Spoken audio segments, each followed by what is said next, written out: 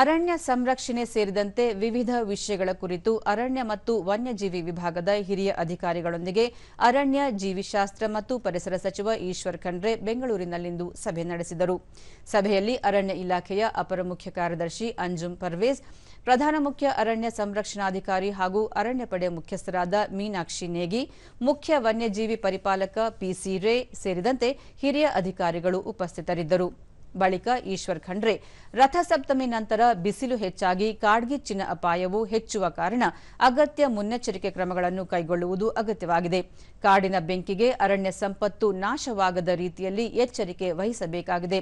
Drone ಸೌಲಭ್ಯವಿರುವ ಕಡೆ camera ಮೂಲಕ ನಿಗಾ ವಹಿಸಬೇಕು. ಗಸ್ತು ಹೆಚ್ಚಿಸಿ ಸೂಕ್ಷ್ಮ ಪ್ರದೇಶಗಳಲ್ಲಿ ಸಿಬ್ಬಂದಿ ಎಚ್ಚರಿಕೆಯಿಂದ ಇರಬೇಕು ಎಂದು ತಿಳಿಸಿದ್ದಾರೆ. ಬೇಸಿಗೆಯಲ್ಲಿ ವನ್ಯಜೀವಿಗಳಿಗೆ ಕಾಡಿನಲ್ಲಿ ಮೇವು, ಕುಡಿಯುವ ನೀರಿನ ಕೊರತೆ ಎದುರಾಗದಂತೆ ಗಮನ ಹರಿಸಬೇಕು. ಜಲಗುಂಡಿಗಳಿಗೆ ಸೌರ ಪಂಪ್ಗಳ ಮೂಲಕ ಕೊಳವೆ ಬಾವಿಯಿಂದ ನೀರು ಹರಿಸಬೇಕಾಗಿದೆ ಎಂದು ಸೂಚಿಸಿದರು. ಪ್ರತಿ ವರ್ಷ ಯುಗಾದಿ ಮತ್ತು ದೀಪಾವಳಿ ಸಂದರ್ಭದಲ್ಲಿ ಮಲೆಮಹದೇಶ್ವರ ಬೆಟ್ಟಕ್ಕೆ ಅರಣ್ಯ ಮಾರ್ಗದಲ್ಲಿ ಪಾದಯಾತ್ರೆ ಮೂಲಕ ಹೆಚ್ಚಿನ ಸಂಖ್ಯೆಯಲ್ಲಿ ಭಕ್ತರು ಆಗಮಿಸುತ್ತಾರೆ. ಭಕ್ತರು ಸಾಗುವ ಮಾರ್ಗದಲ್ಲಿ ಡ್ರೋನ್ ಕ್ಯಾಮೆರಾಗಳ ನಿಗಾ ವಹಿಸಬೇಕು. ಕಾಲುದಾರಿ ಮೆಟ್ಟಿಲುಗಳ ಇರುವ ಪ್ರದೇಶದಲ್ಲಿ ಅರಣ್ಯ ಸಿಬ್ಬಂದಿ, ಹೋಮ್ ಗಾರ್ಡ್ಸ್ ಮತ್ತು ಸ್ಥಳೀಯ ಸಿಬ್ಬಂದಿಯ ತಂಡ ರಚಿಸಿ ಭಕ್ತರಿಗೆ ನೆರವಾಗಬೇಕಾಗಿದೆ.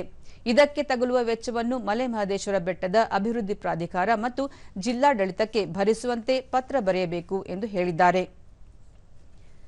ಮಂಡ್ಯ, ಮೈಸೂರು, ರಾಮನಗರ, ಬೆಂಗಳೂರು ಸೇರಿದಂತೆ ಹಲವು ಜಿಲ್ಲೆಗಳಲ್ಲಿ ಭಕ್ತರು ಕಾವೇರಿ ನದಿ ದಾಟಿ ಹನಿಯೂರು ತಾಲೂಕಿನ ಬಸವನಕಣಕ್ಕೆ ಬಂದು ಅಲ್ಲಿಂದ ಕಾಡಿನಲ್ಲಿಯೇ ನಡೆದುಕೊಂಡು ಶಾಗ್ಯ, ಡಿಎಂ ಸಮುದ್ರ, ಎಲ್ಲೆಮಾಳ, ಮಲ್ಲಯ್ಯನಪುರ, ಕೌದಳ್ಳಿ, ವಡಕೆಹಳ್ಳ, ಕೋಣನಕೆರೆ ಹಾಗೂ ತಾಳುಬೆಟ್ಟದ ಮೂಲಕ ಮಲೆಮಹದೇಶ್ವರ ಬೆಟ್ಟಕ್ಕೆ ಆಗಮಿಸಲಿದ್ದಾರೆ.